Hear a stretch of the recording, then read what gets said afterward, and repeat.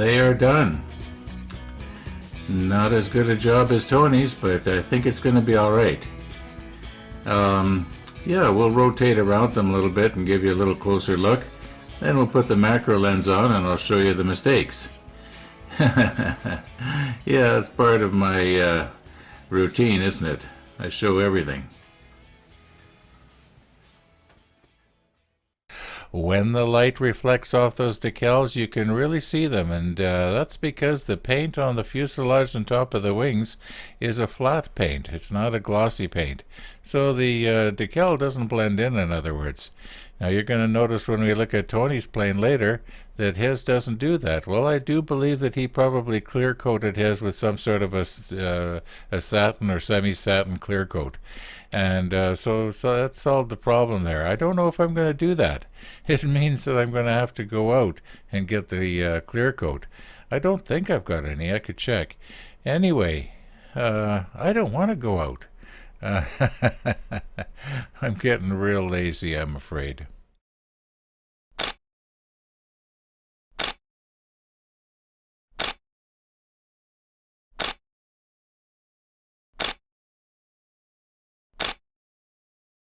Now I have made 3 mistakes when I put these decals on.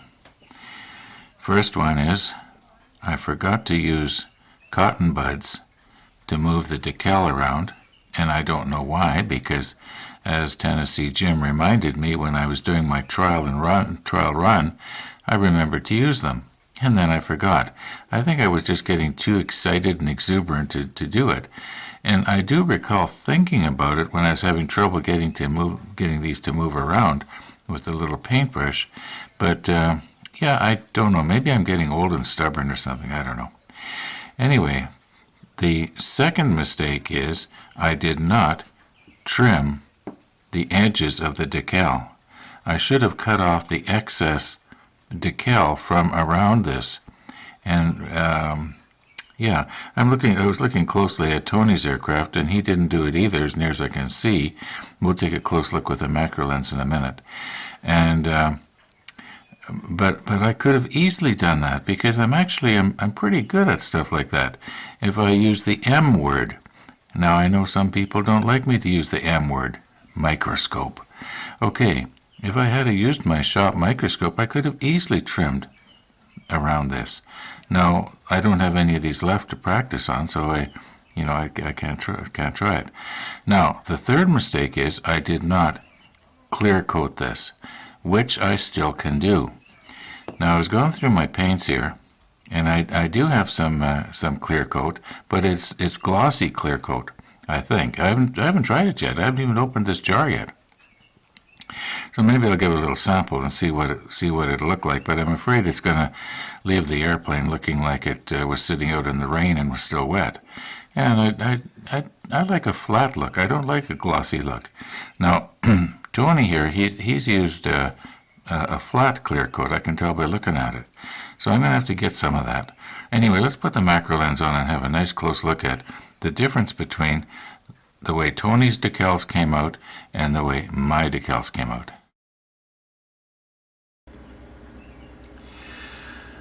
Okay, clearly Tony's is this one right here. What I'm going to do is I'm going to take my spotlight and I'm going to move it around. And hopefully we're going to be able to see the way the light will reflect differently off the tops of the wings there when I do this. Now, once again, this is the first time that I've done this. I haven't done this before, so here we go.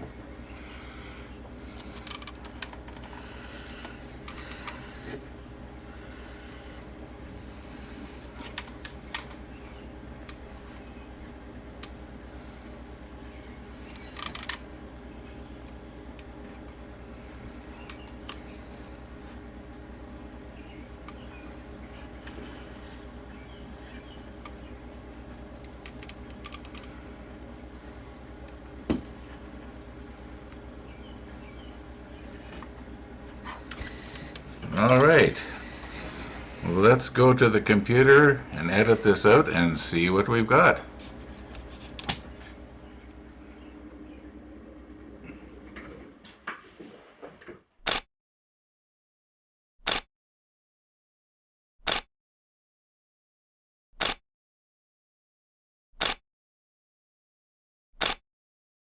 Now, I wasn't going to bother with the super macro here, but we are zoomed in with it almost as close as we can get. If I zoom in any closer, you're not going to get to see the whole thing. However, you can see here that, yes, Tony did take the trouble to trim his decal. Yeah, I should have done that. What was wrong with me? I have drawn little red dots all around as closely as I could draw them to where Tony had cut the decal itself. And yeah, you can see he got really close. Now, it looks like it's quite a ways away, but you got to remember how tiny that little piece was. So he actually got pretty close to the actual printout of it. And you'll notice on the right-hand side there is quite a bit of decal there. And what happened there is probably the same thing I would have done. You have to leave a little bit of paper to hold on to with the tweezers. Yeah, I don't know if a person could score that or not. Maybe I'm going to fool around with that on some of the, extra decal we have here. But not right now. Anyway, thanks, Tony. You did a great job. I was just about ready to take off my super macro here and get on with something else, and then I thought, you know what? This is not fair. I should really show a picture of mine. And yeah, anyway, here it is. I was surprised. I had to back up quite a ways to get all the decal in. Now you're probably thinking, that is, those of you who are camera buffs, I thought you said you could not focus that lens. Well, you can't, but you can change the magnification. It goes from 2.5 power to 5. This is probably 3. And Tony's was probably about 4, maybe a little more.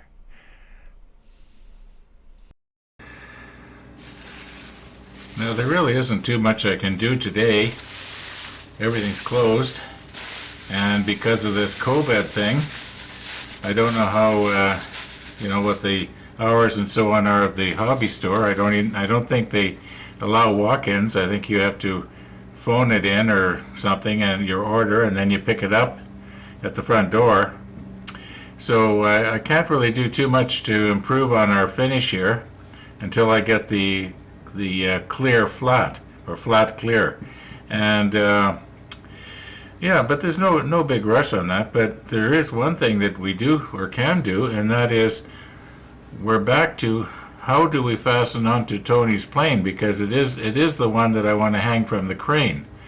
So I'm going to see if maybe we can't drill a tiny little hole. Now I'll zoom in on this. You probably should be able to see it. Tony has glazed his canopy, so it looks like real glass, right? So I can't drill on the inside like I had thought when I was looking at these ones here. It's going to have to go in slightly from the side at the bottom of the canopy. But we'll stick the macro lens on and we'll figure something out. Now, in order to keep everything realistic, the cable should have attached right in here somewhere. But we concluded that we were going to have to move it back because these planes are so tail heavy. So we're going to have to probably drill a hole just, right there underneath where the canopy is, into the plastic. I don't want to go into the photo etch. So we'll make a hole like right about there. Same on the other side. Now, do we use our 18 thousandths bit, or was it 19 thousandths? This is the one that we used before. But you remember, we do have one smaller. It's 13.5 thousandths. And the easy line we measured out to around 6 thousandths. So I should be able to poke the easy line into a hole that is 13.5. That's my thinking anyway. And if it won't go, then I can just drill it out again. So I think I'm going to put our tiniest bit in, and that's, by the way, the 13.5 is the smallest one I've got. I thought I had a smaller one, but I guess not. Anyway, we'll put our 13.5 in and see if we can very carefully drill a hole. Probably one just about where I'm touching, then one on the other side. And then, well, let's just do it. Okay, I'm trying not to put any undue stress on the float struts. And you'll notice that there's a panel line right here. Well, I'm thinking that's probably a good spot. And I'll do the same on the other side because there is a matching one on the other side. Now, try and get this pin in here just to Try and make a little hole. Okay, now very carefully.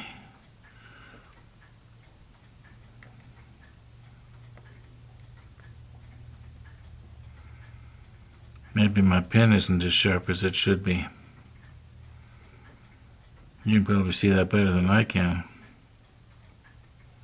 I may have to do this off camera. And the other one I think that a good place for it will be, what's this on the end of my pen now? The other place would probably be a good spot to be right there, where these panel lines all meet. And do the same on the other side. I'm going to do it off camera, that way I can be safer. Okay, we've got it.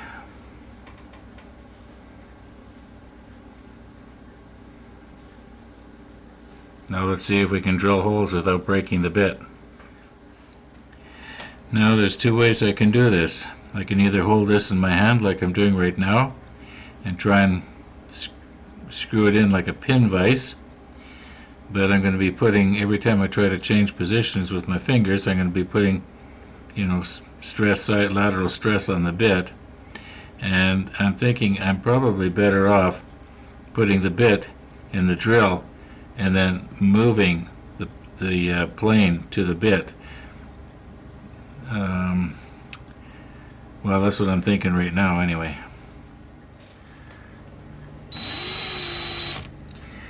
Now, this is not a precision chuck by any means. I think it came free with a set of drill bits. It's that cheap. So it's not really 100% centered, as you can see here.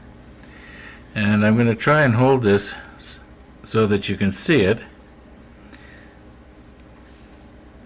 Now, I want to get my angle just right here.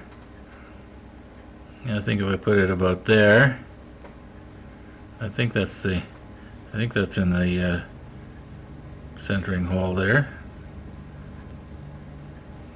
Okay, let's get it going and bring the plane to the bit. Here we go. Wish me luck.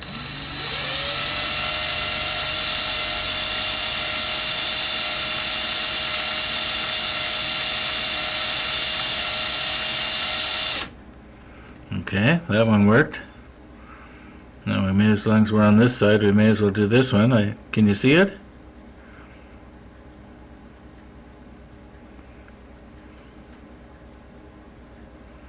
I'm probably going to have to cover it with a canopy. Sorry about that.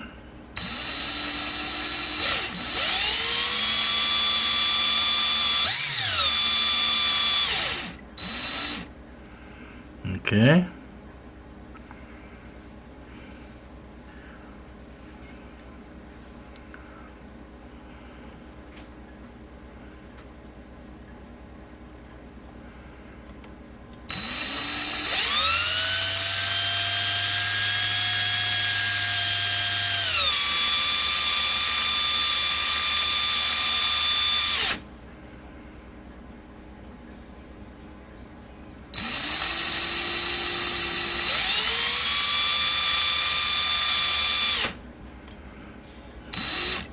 I'll bet you Tony was cringing. Okay. I think if we clean that off, it's going to look okay, and then we'll see if we can poke a piece of easy line in there. Yeah, I'm just curious. Is it going to look better? Oh yeah.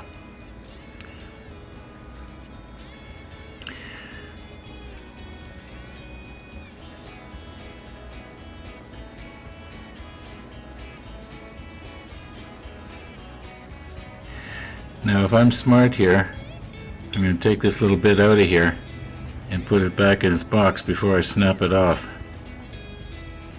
I just know there's somebody out there right now watching this and they're thinking, well, I always use a pin vise and I've never broke the bit. When was the last time you tried to drill a hole that was only 13.5 thousandths of an inch? Anyway, this works for me. My fingers are old and stiff and arthritic. And yeah, I want to do what works. And I feel safe doing this. As long as I don't try to bring the drill to the part, I'm okay. Anyway, I think that's it for today, folks. Thanks for watching, and all being well, we'll see you tomorrow, and we'll find out if we can poke the easy line through those tiny little holes.